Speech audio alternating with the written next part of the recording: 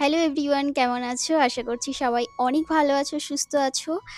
আর আজকে যে এখন থেকে ভ্লগটা শুরু করলাম, তো সকাল থেকে উঠেছি না অনেক আগেই, কিন্তু ভ্লগটা শুরু করতে পারিনি।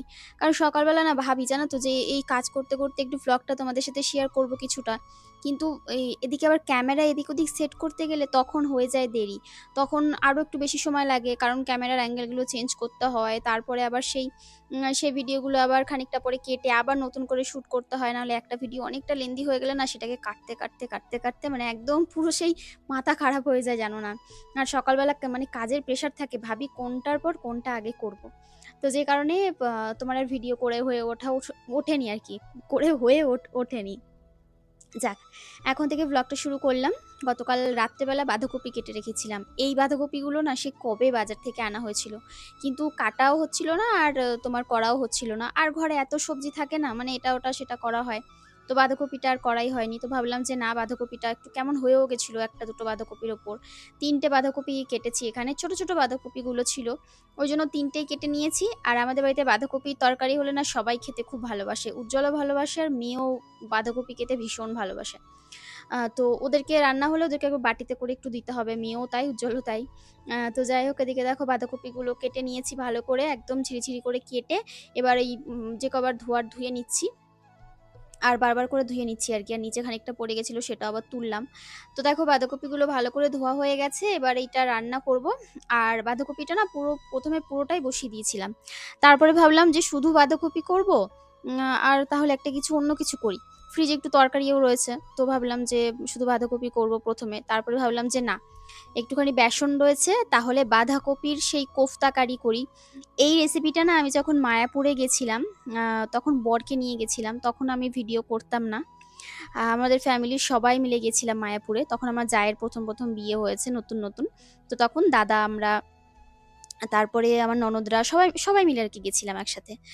আর গিয়ে তখন এইটা খেয়েছিলাম, ওখানে তো সব নিরামিষ হয়।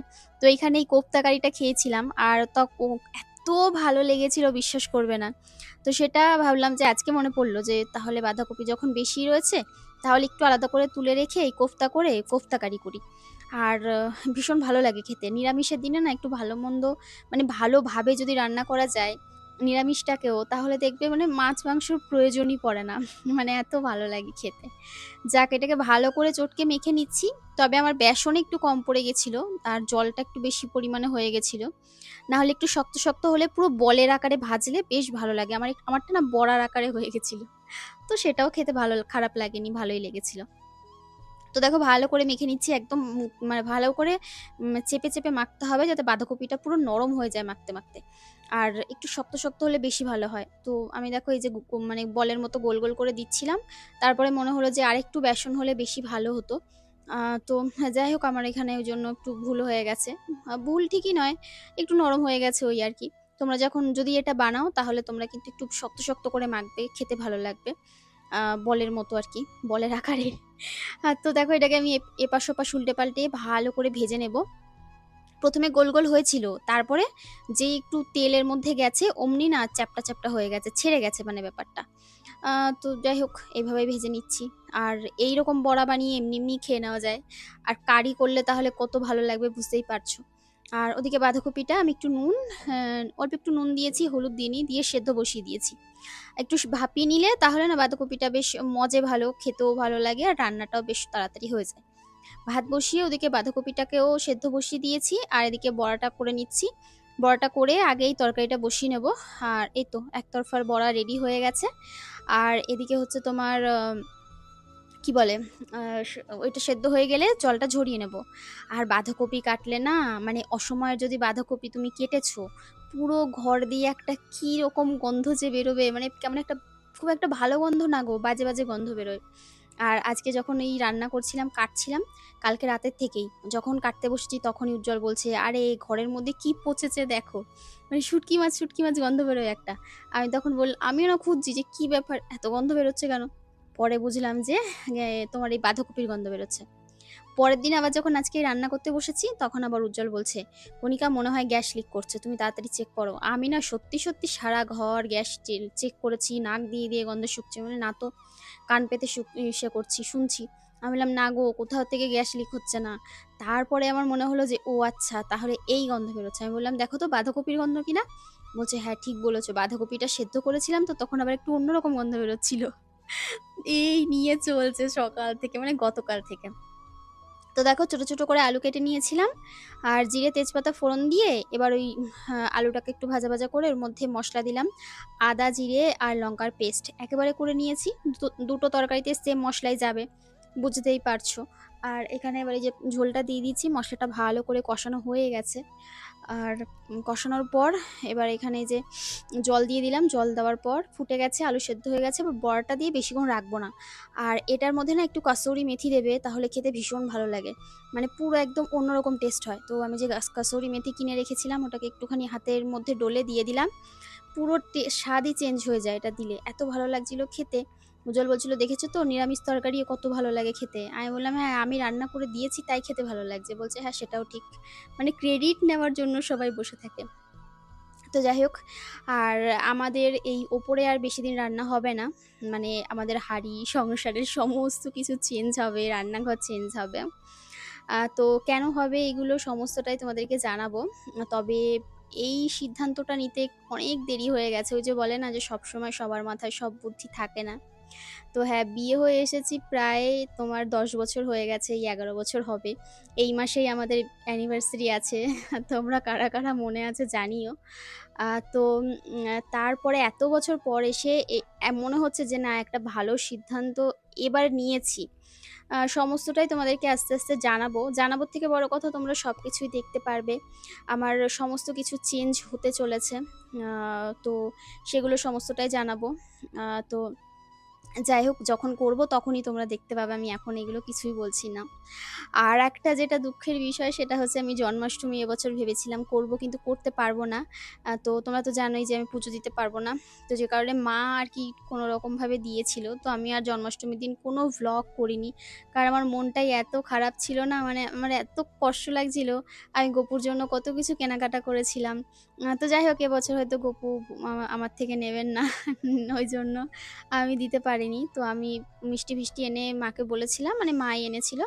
এনে তারপরে আ একটুখানি গপুকে নতুন জামা পরিয়ে, গয়নাগাটি নতুন পরিয়ে, একটু সাজিয়ে গুছিয়ে পুজোটা মা দিয়ে দিয়েছিল।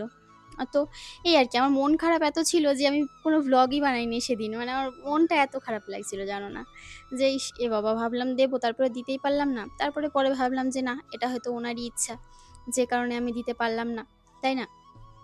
তো তারপরে আবার নিজেকে ঠিক করলাম যে না, চলো ঠিক আছে। আ পরের বছর আবার দেব। তো এদিকে দেখো রান্না হয়ে গেছে। আমি এবার বাসনগুলো সব মেজে নিচ্ছি। আর ওদিকে না তোমার ওই যে কার সাথে যেন কথা বলছিলাম, কি একটা বিষয়। তোমার ওই বাঁধাকপিটাও হয়ে গেছে। তো এবার গ্যাস-ট্যাসগুলো মুছে নেব। আর আমার একদম ঘেমে নিয়ে পুরো একাকার অবস্থা। বারবার শুধু মুখ মুছছি, বারবার মুখ মুছছি। গরম দেয় তো সেই পরিমাণে গরম দেয়, আর যদি ঠান্ডা দেয়, মানে বৃষ্টি হয়, শুধু বৃষ্টি হতেই থাকে। তো গ্যাসটা মুছে নিলাম, মানে ওভেনটা মুছে নিলাম। তো ওভেনটা মুছে নিয়ে পুরো একদম ভালো করে ক্লিন করে নিচ্ছি। আর ঘরদোর মোছা এখনও কিছুটা বাকি আছে। মানে সকাল থেকে যেটুকুনি কাজকর্ম সেটুকুনি করলাম। কিন্তু ঘরদোর মোছা বাকি আছে, কারণ হচ্ছে আমি এদিকে রান্নাবান্না করছিলাম, তো যে কারণে ঘরদোরটা মুছলাম। তো যাই হোক, এদিকে দেখো বাসন সব মাজা হয়ে গেছে। আ তারপরে না, ঘরদোরটা মুছলাম না, মানে পরে মুছেছি আরকি। তো বাসন সব মাজা হয়ে গেছে। এবার সেগুলোকে এক, এক করে গুছিয়ে রাখছি। মানে একটা কথা বলতে গেলে না, সেই কথাটা ভুলে যাই। আরেকটা কথা তার মধ্যে এড করতে গিয়ে সেটা হয়ে যায় ভুল। এটা আমার সাথে আগে এরকম কম হলেও এখন প্রচুর বেশি হয়। কারণ এখন আমি প্রচণ্ড ভোলা মন হয়ে গেছি। আমি যেন সব ভুলে যাই। মানে কি বলবো, আমার মাথার মধ্যে কিচ্ছু থাকে না এখন। সব ভুলে যাই। এরকম একটা ব্যাপার। আর এই যে ঝাঁটা কিনে এনেছিলাম আগের দিন মিকি স্কুল থেকে আনার সময়। এই ঝাঁটাগুলো দাম নিয়েছিল ৳৬০ করে, ২ টো এনেছিলাম। বিশ্বাস করবে না, মানে একটা দিনও শান্তিতে ঝাড় দিতে পারিনি। পুরো ঝাঁটাটা পচে গেছে। তোমার ওই যে, ইসেগুলো থাকে, পুরো পচে গেছে। যখনই ঝাড় দিতে যাচ্ছি সব পটপট করে ভেঙে, ভেঙে পড়ছে। আর বাড়ি আনার পর ১ম যেদিন ঝাড় দিয়েছি সেদিনে তো অর্ধেক বেরিয়ে গেছে। তারপরে আমি ঘরে আসলাম ঝাড় দেবো বলে, পেস্তা আমাকে দেখে খাটের ওপর উঠে শুয়ে পড়েছে, একটু আদর খেতে হবে। তো দেখো আমি এবার একটু আদর করলাম। আর আমার না পেস্তার হাতের মাঝখানে মাথাটা ঢুকিয়ে একদম সেই বাচ্চারা যেরকম শুয়ে থাকে আমি ঠিক ওইভাবে শুয়ে থাকি। আর ও আমার মাথার ওপর হাতটা দিয়ে শুয়ে থাকে। ও ওইভাবে শুয়ে থাকে। আর আরেকজনকে আদর করেছি তো, আরেকজন রেগে গেছে। তিনি এখন পড়াশোনা করছিলেন। তাই আমি বললাম, "তুমি একটু সরে দাঁড়াও।" তো তারপরে আমাকে বলছে কি, "হ্যাঁ, তুমি শুধু পেস্তা ভাইকেই আদর করো। আমাকে আর আদর করতে হবে না।" তো আমাকে টেনে ধরে, জড়িয়ে ধরে তারপরে একটু রাগ দেখালো।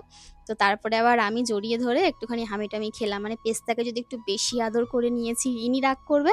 আর এনাকে বেশি রাগ মানে আদর করে নিলে তাহলে আবার পেস্তা রাগ করবে। মানে দুজনের আলাদা, আলাদা ব্যাপার। তো বিছানাটা ঝাড় দিয়ে নিলাম একটু ওদের সরিয়ে, সরিয়ে। আর কারণ কি করব বলো? সবাইকে তো নামিয়ে ঝাড় দেওয়া সম্ভব নয় সবসময়। তো উজ্জ্বল ওদিকে বসে রয়েছে, আমাকে তো বিছানা ঝাড়তেই হবে। তো ওইভাবে বিছানাটা ঝেড়ে নিলাম। আর এবার এদিকে ঘরদোরগুলো ভালো করে ঝাড় দিয়ে নিচ্ছি। ঝাড় দিয়ে নিয়ে তারপরে আর কি মুছে নেব। তো দেখো সংসারে তো কাজের শেষ নেই বলো? একটার পর একটা কাজ আমাদের মনে পড়তেই থাকে। তবে যতটা তার মধ্যে গুছিয়ে করা যায়, এই নয় যে আমরা সবাই পারফেক্ট, আমিও নই। মাঝে, মাঝে মানে ইচ্ছা করেই যেন দেখি না কোনো একটা কাজ জমে রয়েছে, মনে হচ্ছে আমার করতে হবে সেই কাজটা। কিন্তু আমি যেন সেটাকে ইগনোর করছি। এটাও দরকার। সবসময় যদি কাজের মধ্যেই থাকি তাহলে জীবনটা নিজের মতো করে কখন বাঁচবো বলো? একটু নিজের জন্য সময় দরকার। মাঝে, মাঝে কাজ অনেক জমে থাকে। মনে হয় যেন এই কাজটা আমাকে করতেই হবে। ধরো ছাদে নোংরা রয়েছে, ছাদটা পরিষ্কার করতে হবে। মানে দেখেও যেন না দেখার ভান করছি যে না আজ করব, কাল করব, পরশু করব। তারপরে গিয়ে করতে সেই হবেই। আমি ছাদের উদাহরণ দিলাম। ধরো আমার ঘরের কোনো একটা কাজ আছে যে এটা কাচাকুচি করতে হবে, এটা পরিষ্কার করতে হবে, ঝুল ঝাড়তে হবে। সেগুলো ১ দিন ২ দিন মাঝে, মাঝে ফেলেই রাখি। ইচ্ছা করে না আর। আর মানে মাঝে, মাঝে এখন আর তো বেশি কিছু ইচ্ছা করে না। মনে হয় যতটুকুনি না করলে নয়। সংসারের জন্য ততটুকুনি করে-টরে হাত পা গুছিয়ে যদি বসে থাকতে পারতাম তাহলে যে কি ভালো হতো। তো এই তো এই ঘরে আসলাম বিছানাটা ঝাড়বো। আর সকালবেলা দুটো ঘরেরই বিছানার চাদর চেঞ্জ করেছিলাম। সেগুলো আর তোমাদের সাথে ব্লগে শেয়ার করা হয়নি। ওই যে বললাম না যে তাড়াহুড়োর মধ্যে কাজ করলে ক্যামেরা অন করতে হয় ভুলে যাই। নয়তো মনে হয় যে না কাজগুলো একটু সেরে নিই, তারপরে একটু ফাঁকা হয়ে তারপর থেকে ব্লগটা শুরু করব। তাহলে আমার নিজেরও একটু শান্তি লাগে। এই আরকি। তাহলে নিশ্চিন্তে আস্তে, আস্তে ভ্লগগুলো করতে পারি। না হলে নাকানি চোবানি খাই আরকি। তো চলো বন্ধুরা আজকের মতো টাটা।